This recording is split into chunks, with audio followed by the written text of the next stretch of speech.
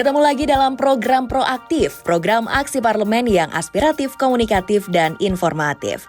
Pemirsa, Proaktif kali ini kita akan ke Kabupaten Temanggung untuk melihat kegiatan yang dilakukan oleh Bapak Muhammad Ngaini Richard, anggota DPRD Provinsi Jawa Tengah, perwakilan dari Dapil Jateng 9, meliputi Kabupaten Temanggung, Kabupaten Wonosobo, dan Kabupaten Purworejo.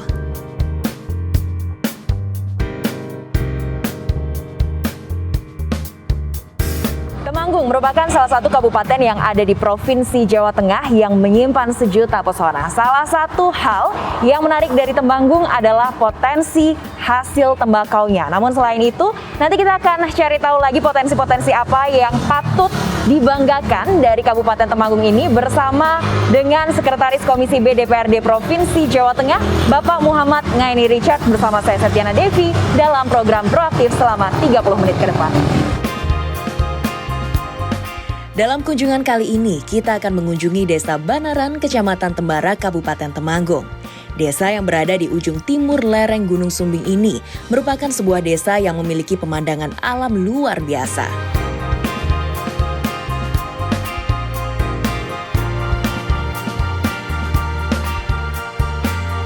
Selain itu, suburnya struktur tanah di desa tersebut membuat lahan pertanian begitu tumbuh subur.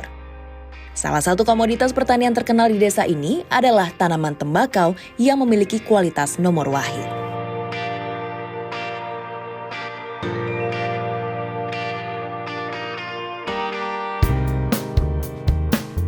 Dengan pendampingan Bapak Muhammad Ngaini Richard, Sekretaris Komisi B DPRD Jawa Tengah, desa ini perlahan tapi pasti terus berkembang maju.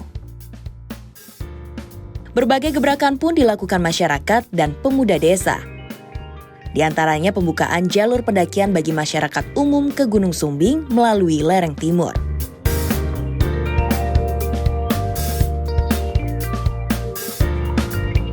Selain dilakukan pembukaan jalur, sebuah base camp juga dibangun untuk digunakan para pendaki untuk beristirahat sebelum melanjutkan perjalanan ke puncak Gunung Sumbing. Pemirsa, saat ini saya sedang berada di Desa Banaran, salah satu desa yang ada di puncak Gunung Sumbing, di ujung Gunung Sumbing ya, di Provinsi Jawa Tengah tentunya. Dan kita bisa melihat hamparan yang indah sekali, cantik sekali, dan pastinya desa ini memiliki banyak potensi wisata yang bisa digali. Kali ini saya akan mengajak Anda untuk berbincang dengan salah satu tokoh masyarakat. Sudah bersama saya Pak Talib. Halo. Ya, selamat sore Pak Talib. Selamat siang. Iya, Bapak, ini kalau melihat ya potensi desa yang ada di Desa Banaran. Lihat di belakang ini view-nya luar biasa ya Bapak ya. Mungkin boleh diceritakan potensi-potensi lain yang ada di Desa Banaran ini seperti apa Pak Talib? Jadi begini Mbak Devi, untuk keunggulan Desa Banaran di samping suasana alamnya yang mendukung, di sini juga adat budaya juga masih sangat kental. Budayanya juga masih sangat kental dengan adat istiadatnya seperti itu. Dan yang jadi keunggulan di sini itu memang kita berada di paling atas desa. Jadi setelah ini nggak ada desa, di atasnya sudah nggak ada desa. Dan yang jadi keunggulan di sini ada jalur pendakiannya seperti itu. Di situ juga ada kegiatan wisata religi, khususnya ziarah Ki Ageng Magukuhan seperti itu, Mbak. Baik, berarti banyak sekali potensi-potensi wisata yang ada di sini. Nah, mungkin boleh dijelaskan dari wisata alamnya terlebih dahulu. Ada trek pendakian khusus yang menuju ke Gunung Sumbing ya, Bapak ya? Iya. Ya, jadi lewat Desa Banaran ini memang satu-satunya untuk trek sisi timur dari Gunung Sumbing. Sisi timur dari Gunung Sumbing sendiri itu kita tiap pagi bisa menyaksikan sunrise tiap paginya. Setiap paginya ya, para pendaki bisa melihat sunrise. Nah, waktu-waktu yang tepat untuk para pendaki kalau pengen mendaki ke Gunung Sumbing, ini kapan saja Pak Talib? Iya, kalau untuk pendakian yang paling ideal itu antara bulan Juli sampai bulan September. Juli sampai September ya. Itu hampir tiap pagi kita pasti menyaksikan atas awan.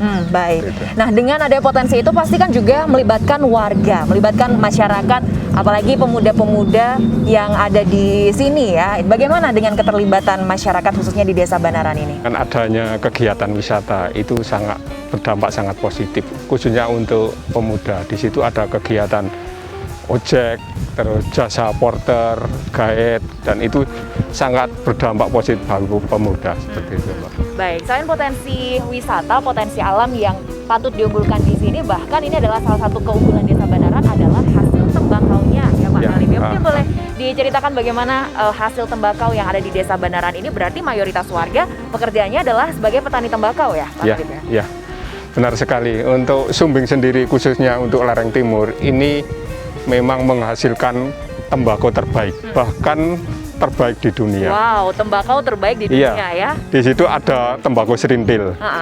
Nah, tembakau serintil itu munculnya cuma di lereng Sumbing sebelah timur, yang langsung kena sinar matahari tembakunya, dan itu memang mata pencarian masyarakat sini itu memang mengandalkan dari pertanian tembakau. Baik, berarti kualitasnya sudah kualitas ekspor juga nih Pak, tembakau dari Banaran ini? Ya, untuk kualitas tembakau serintil memang sudah diakui itu kualitas terbaik di dunia. Oke, luar biasa sekali ya. Baik, berarti potensi yang ada di Desa Banaran ini sangat banyak, dan setelah ini saya akan mengajak Anda untuk jalan-jalan lagi di kawasan Desa Banaran, desa terujung di Gunung Sumbing.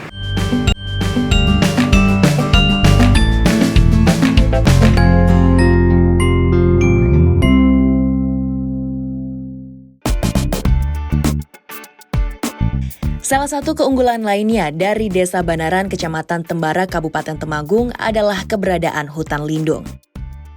Hutan yang berada di sepanjang lereng Gunung Sumbing ini, keberadaannya telah menyatu dengan masyarakat sekitar.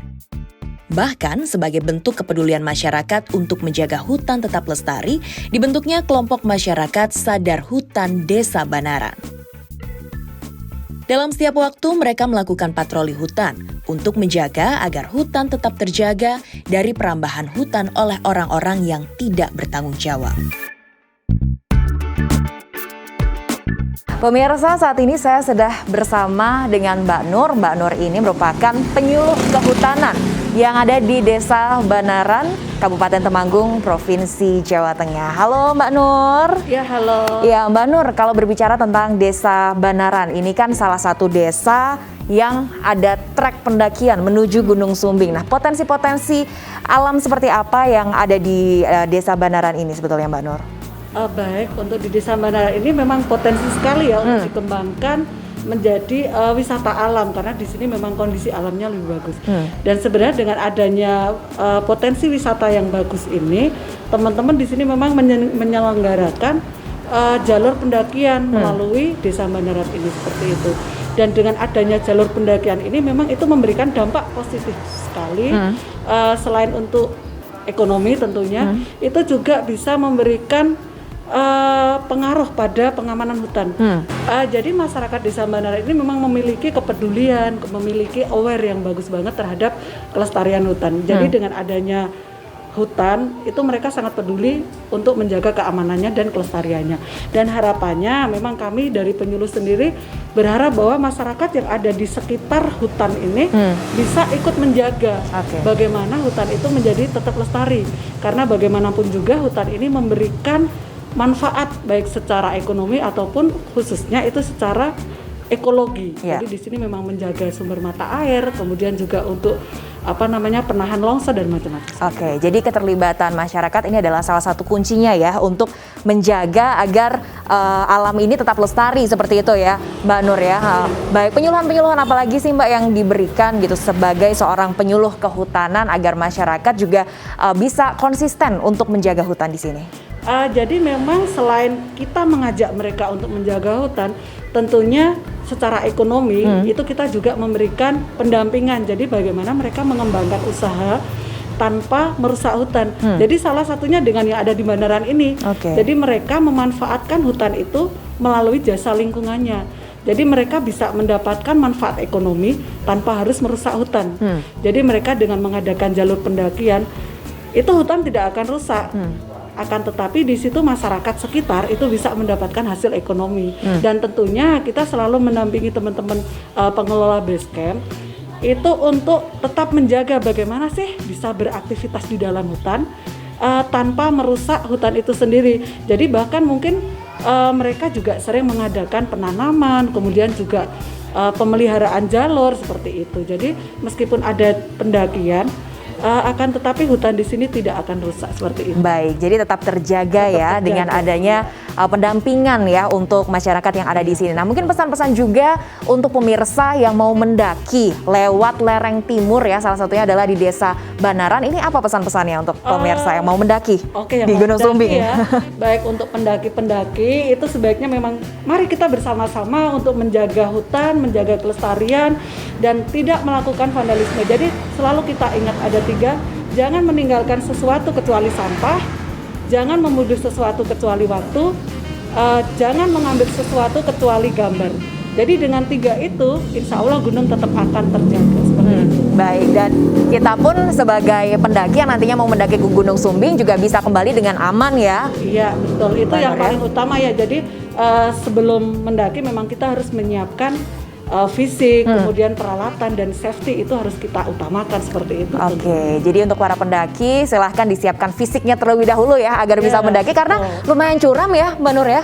Untuk di sini memang tidak hanya di sini ya, Sumbing secara umum itu memang gunung yang memiliki ketinggian tinggi ya, karena di sini 3.300 ke atas seperti itu.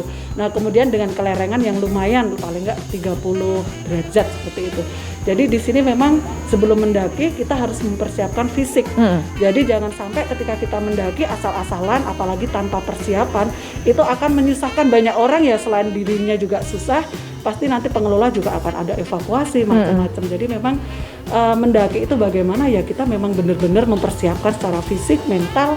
Kemudian ya itu tadi 3 itu tadi, tidak meninggalkan, tidak merusak dan lain-lain seperti itu. Oke, baiklah. Jadi kita tunggu nih ya pemirsa untuk mendaki di Gunung Sumbing lewat Desa Banaran karena ini cakep banget view-nya ya. Tadi kita udah jalan-jalan, view-nya cantik sekali. Jadi silahkan berkunjung ke Desa Banaran, tepatnya ini ada di lereng bagian timur Gunung Sumbing, Provinsi Jawa Tengah. Terima kasih Mbak Nur. Ya, sama-sama.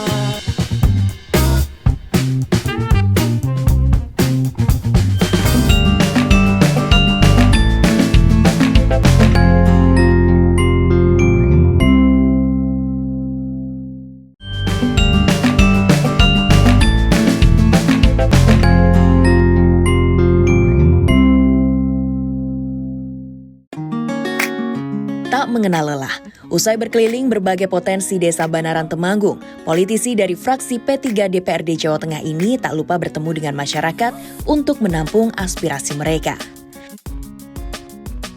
Tentu saja, sebagai wakil rakyat, sudah menjadi tugas Bapak Muhammad Ngaini Richard untuk menampung dan mencarikan solusi berbagai permasalahan yang dihadapi masyarakat. Terobosan dan kolaborasi bersama seluruh unsur masyarakat Desa Banaran akan semakin mempermudah percepatan pembangunan Desa Banaran untuk menjadi desa wisata. Desa Banaran merupakan salah satu desa yang sangat patut untuk diangkat potensi-potensi wisata yang ada di dalamnya. Nah, bagaimana kira-kira aspirasi dari masyarakat di Desa Banaran ini dan seperti apa jawaban dari wakil rakyatnya? Kita akan cari tahu bersama dengan Sekretaris Komisi B DPRD Provinsi Jawa Tengah Bapak Muhammad Ngaini Richard yang saat ini sedang berada di belakang saya, sedang mendengarkan aspirasi dari warga Desa Banaran.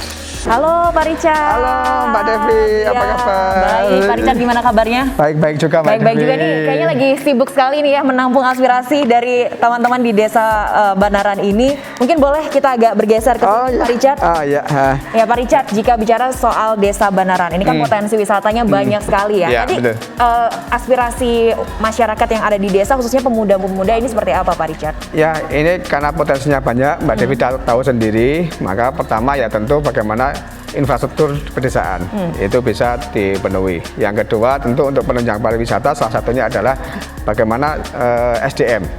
Nah, SDM ini karena juga sangat menentukan, terutama bagaimana marketing. Tadi saya sempat ngobrol-ngobrol juga dengan teman-teman, ini kan ada 40-an pemuda yang fokus untuk mengelola basecamp pendakian ini, dan ini potensi desa yang saya kira sangat mungkin untuk dikembangkan menjadi lebih bagus, lebih baik. Jadi efek dominonya nanti misalnya SDM-nya kita tata, kemudian kita latih di marketingnya, nanti hasil-hasil dari Banaran ada tembakau, ada kopi, ada makanan-makanan tradisional bisa kita pasarkan ke luar daerah. Oke, berarti asalnya memang ini dasarnya adalah SDM-nya ya, sumber daya manusia yang ada di desa Banaran ini. Nah, ini seperti apa pelatihan-pelatihan yang mungkin diberikan atau penyuluhan seperti apa yang Bapak berikan juga untuk masyarakat? Ya, ini memang kita akan memulai.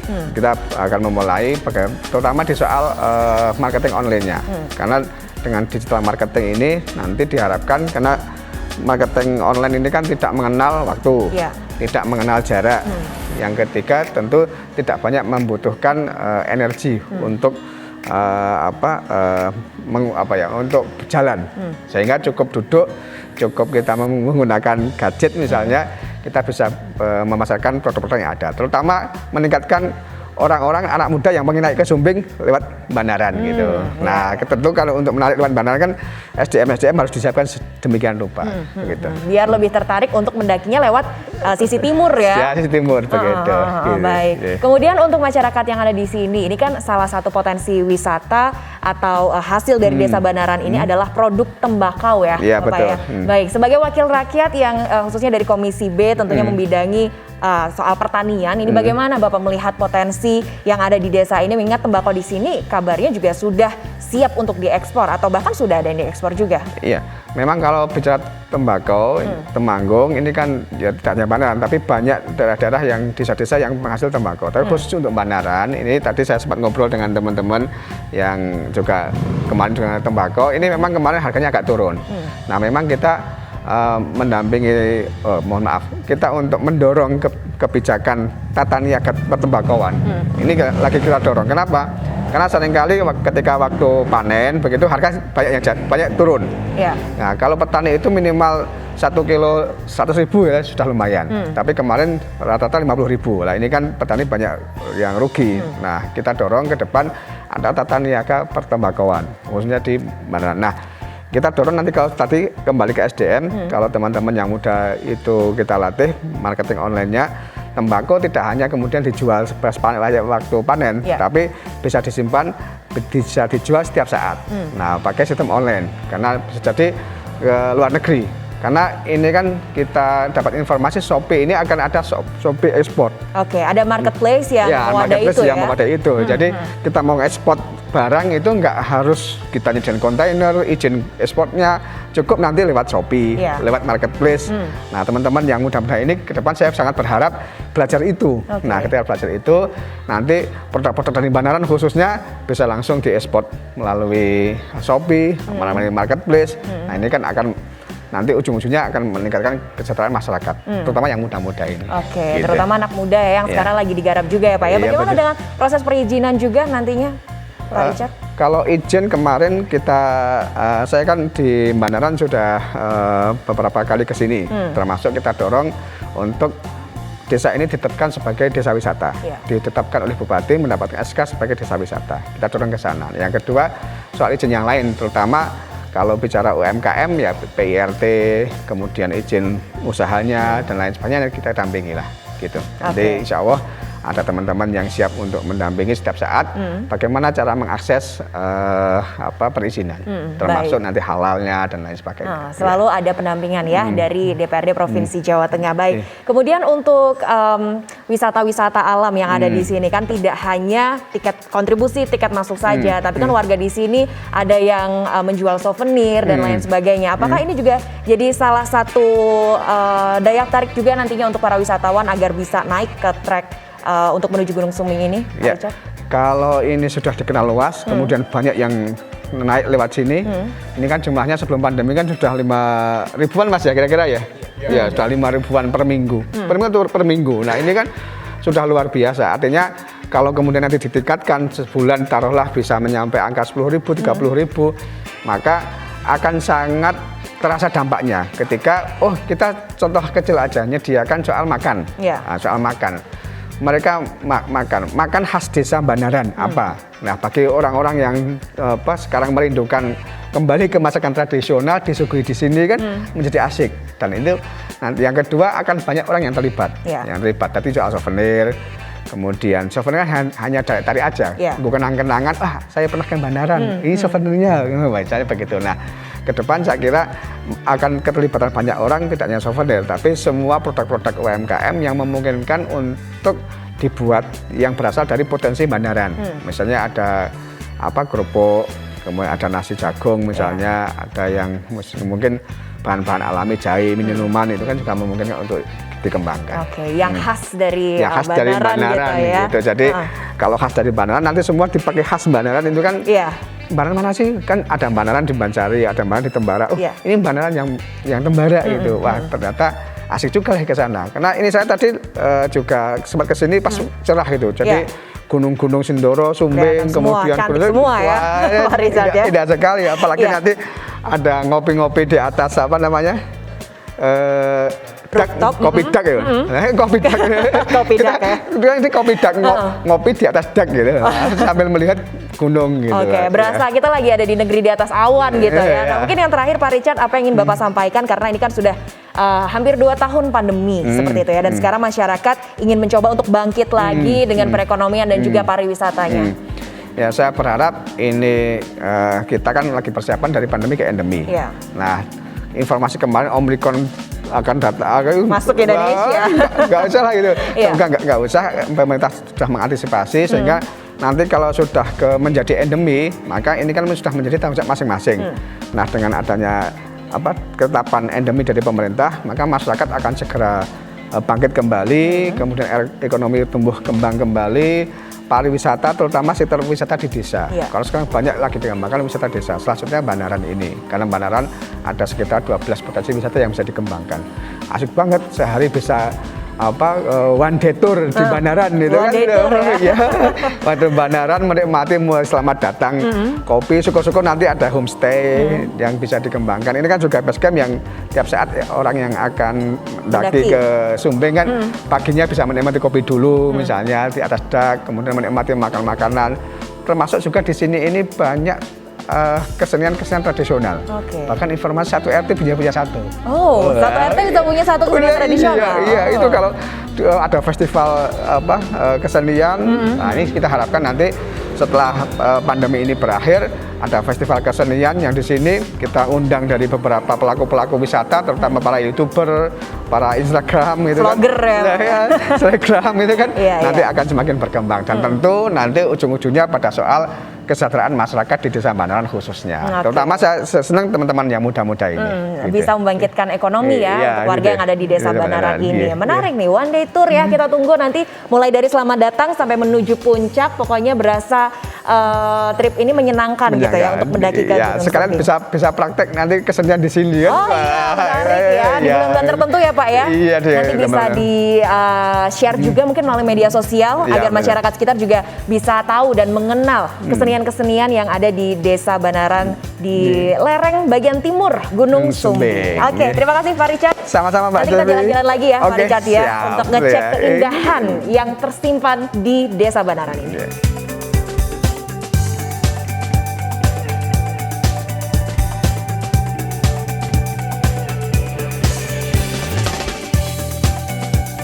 Selesai sudah agenda saya bersama dengan Sekretaris Komisi B DPRD Provinsi Jawa Tengah Bapak Muhammad Ngaini Richard dari Desa Banaran, desa terakhir di lereng timur Gunung Sumbing, Provinsi Jawa Tengah.